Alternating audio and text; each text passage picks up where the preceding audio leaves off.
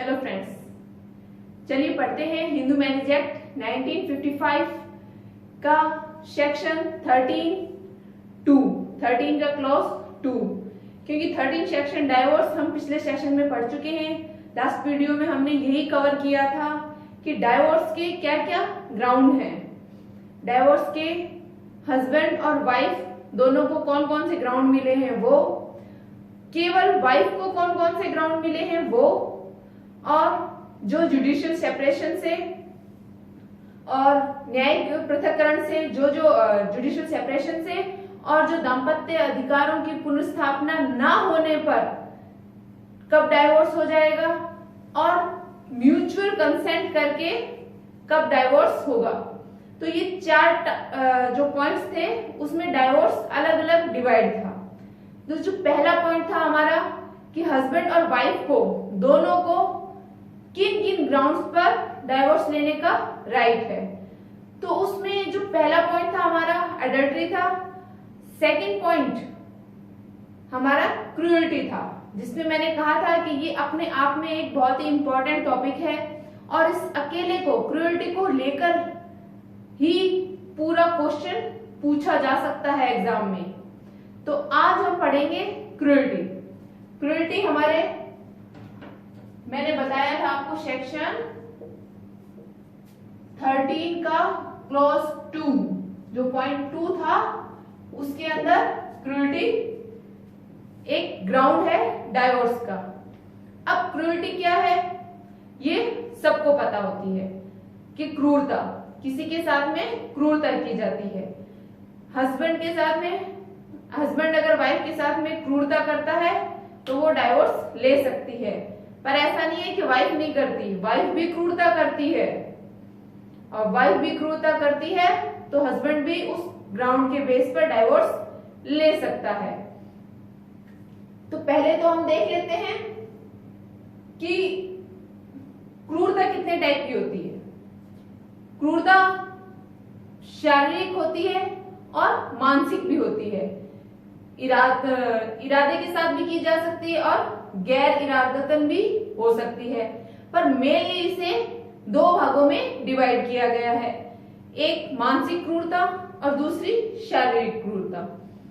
तो शारीरिक क्रूरता में तो सीधा है कि अगर मारपीट की जाती है, और मारपीट भी ऐसी नहीं कि ये एक बार अगर मार दिया कुछ ऐसा हो गया है कुछ थोड़ा बहुत, तो वो क्रूरता की श्रेणी में आ जाएगी और उसको डाइवोर्स का ग्राउंड बन जाएगा।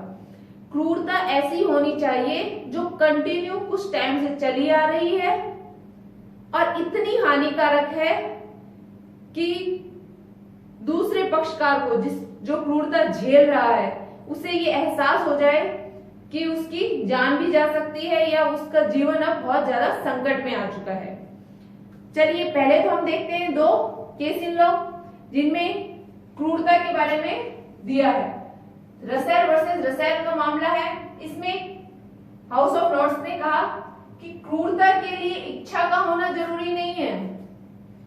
कोई क्रूरता कर रहा है ये जरूरी नहीं है कि वो अपनी इंटेंशन से करे, रैंडम भी करता है तो वो भी क्रूरता की श्रेणी में ही आती है।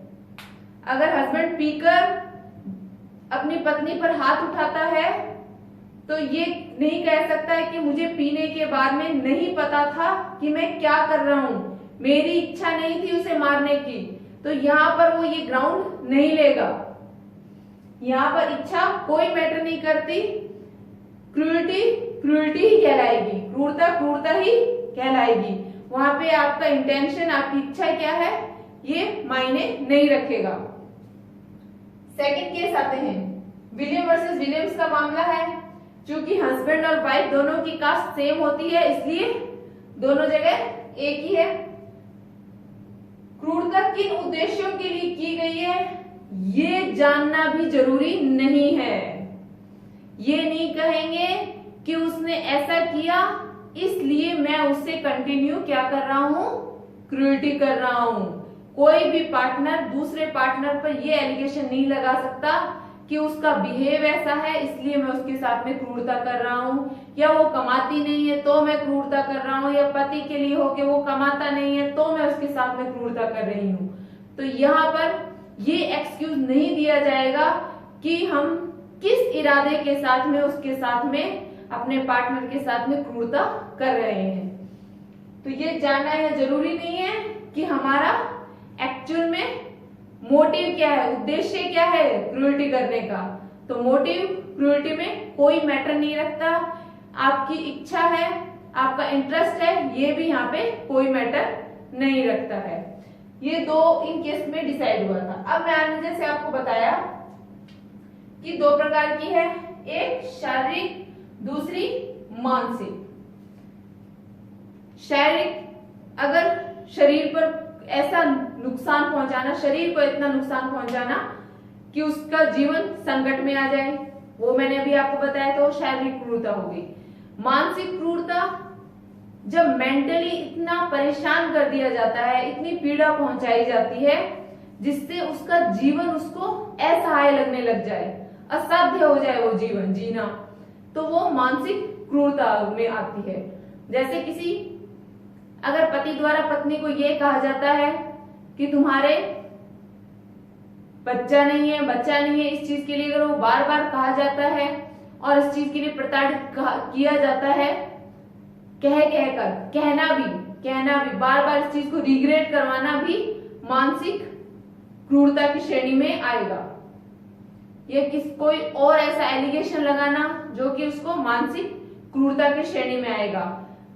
उसी तरीके से पत्नी के द्वारा, जैसे मैं अब आपको उसके बारे में केस इन लॉ बताऊंगी, पत्नी के द्वारा पति के आने पर उसे घंटे भर तक दरवाजे पे खड़े रखना, जोर से दरवाजे बंद करना, या वो कमा नहीं रहा है तो उसके बार बार उसको इसके बारे में ताने देना, बार बार मरने की धमकी देना, पति द्वारा या पत्नी द्वारा किसी के द्वारा भी बार बार मरने की धमकी देना, मैं ऐसा कर लूंगा या मैं ऐसा कर लूंगी, ये सभी मानसिक क्रूरता की श्रेणी में ही आते हैं। और इन क्रूरता की श्रेणी के आधार पर डाइवोर्स लिया जा सकता है। फिलहाल तो आप इनको नोट कीजिए, इसके बाद हम विद केस इन लॉ क्रूरता को पूरा करते हैं।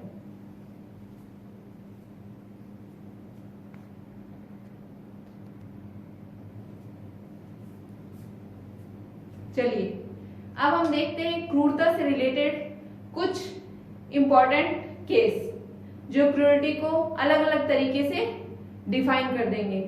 पर्टिकुलर तरीके से क्रूरटी की कहीं पर भी कोई भी डेफिनेशन नहीं है। जैसे जैसे जो मामले न्यायालय में आते गए, उसके मैटर्स, उनके इश्यू, फैक्ट्स वगैरह को देखते हुए क्रूरटी को अलग अलग तरीके से डिफाइन किया गया है। और कौन कौन सी क्रूरटी कौन सी श्रेणी में आएगी वो उन मामलों को देखकर ही बताया गया है। तो हम क्रूरटी थी सेक्शन 32 में, इससे रिलेटेड सबसे पहला जो केस है doctor NG Dastane versus Sucheta Dastane versus Dastane का मामला है, जो कि अपने आप में बहुत ही इंपॉर्टेंट मामला है और ये क्रूरटी का सबसे बड़ा मामला माना जाता है। और इस मामले में पत्नी के द्वारा पति से क्रूरटी की जाती है, जो कि पत्नी के द्वारा की जाती है। जब पति ऑफिस से घर लौटता है तो दरवाजा ना खोलना, उसे दरवाजे पे इंतजार करवाना, उसको बार बार ये धमकी देना कि मैं आत्महत्या कर लूंगी, बच्चों के साथ में मारपीट करना, उनकी जीभ पर मिर्च रगड़ देना और इस तरीके से परेशान करना, ये सभी मानसिक क्रूरता की श्रेणी में आते हैं। तो इस मामले में यही था कि पत्नी के द्वारा पति को इस तरीके से मानसिक तौर पर परेशान किया जा रहा था, जिसको न्यायालय ने क्रूरता ही माना। तो ये क्रूरटी का सबसे इंपॉर्टेंट केस है। अब हम आते हैं केस नंबर 2 पर, शांति देवी वर्सेस राघव प्रकाश, AIR 1986 का ये मामला है। पति की डिग्रियों को, PhD की डिग्रियों को जला देना, उसको ये कहना कि तुम घर के कुत्ते हो, या तुम इस घर की देखभाल करने वाले कुत्ते हो, ये सब कहना, उसको बार बार परेशान करना, प्रताड़ित करना, मानसिक तौर पर उसको अपशब्द कहना, ये सब मानसिक क्रूरता की श्रेणी में ही आते हैं। तो यहाँ पर भी पत्नी के द्वारा ही पति को बार बार इस तरीके के अपशब्द कहना क्रूरता बताया गया। थर्ड पॉइंट पे आते हैं हम, कल्पना श्रीवास्तव वर्सेस सुरेंद्र नाथ AIR 1985 का ये मामला है। इसमें पति के द्वारा पत्नी को चाय बनाने के लिए कहा जाता है, पर पत्नी पति के दोस्तों के सामने उसको अपशब्द कहती है, भला बुरा कहती है और चाय बनाने से मना कर देती है। तो ये पति के साथ में मानसिक क्रूरता ही कही गई। तो यहाँ पर भी न्यायालय ने पत्नी को लाइबल बनाया और ये कहा कि उसके द्वारा ये एक्ट मानसिक क्रूरता की श्रेणी में आते हैं। नीलू कोहली वर्सेस नवीन कोहली AIR 2009 का ये मामला है। पति के द्वारा पत्नी को बार बार अपशब्द कहना, उसको भला बुरा कहना मानसिक क्रूरता की श्रेणी में ही आता है। ये सब के सब मानसिक क्रूरता की श्रेणी के ही मामले हैं। नेक्स्ट पर आते हैं हम, हरभजन सिंह वर्सेस अमरजीत कौर AIR 1986 का ये मामला है। इस मामले में ये कहा गया कि पत्नी द्वारा पति को थप्पड़ मारा गया तथा उसको भला बुरा कहा गया। तो पत्नी द्वारा पति को अकारण ही बिना किसी कारण के थप्पड़ मारना और उसको अपशब्द कहना, भला बुरा कहना मानसिक क्रूरता की श्रेणी में आता है। नेक्स्ट केस पर आते हैं, शोभा रानी वर्सेस मधुकर रेड्डी। शोभा रानी वर्सेस मधुकर रेड्डी का मामला मानसिक क्रूरता से रिलेटेड ही मामला है।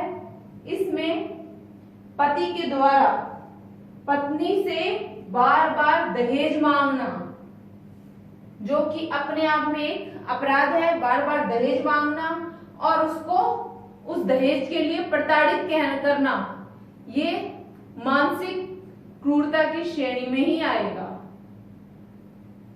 और अगर इसके साथ में हाथ वगैरह उठाना या मारना पीटना तो शारीरिक क्रूरता भी हो जाएगी।